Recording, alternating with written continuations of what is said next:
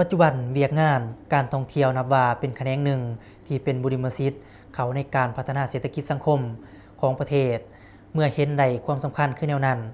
ห้องการแถลงข่าววัฒนธรรมและท่องเที่ยวเมืองสนสมบูรณ์จึงได้สมทบกับพนักงานหันลงก่อสร้างหากฐานจากเมืองจากแขวงและเมือง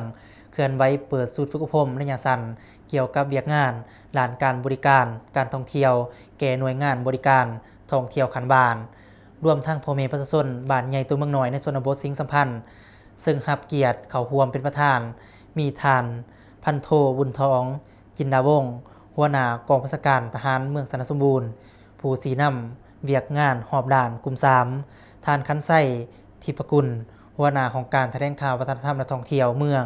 พร้อมด้วยอำนาจการปกครองบ้านและพนักงานหันลงก่อสร้างหากฐานจากเมืองจากแขวงและเมืองพร้อมคณะเข้าร่วมท่านคันไส้ทิพกุลหัวหน้าของการแถลงข่าววัฒนธรรมและท่องเที่ยวของเมืองให้ฮู้ว่า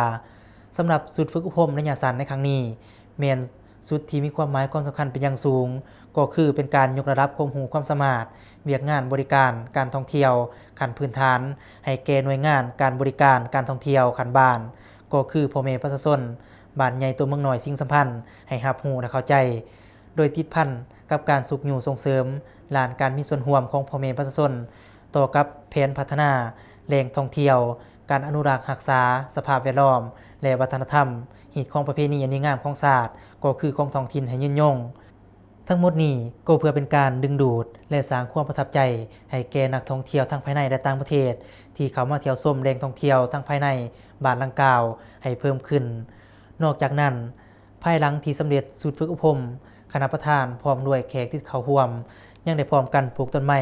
ภายในคงเขตสำนักงานปกครองบ้านเนื่องในโอกาสวันปลูกต้นไม้แห่งชาติที่หมุนเวียนมาบรรจบครบรอบอีกเวลาหนึ่งให้มีบรรยากาศคึกคืนม่วนซื่น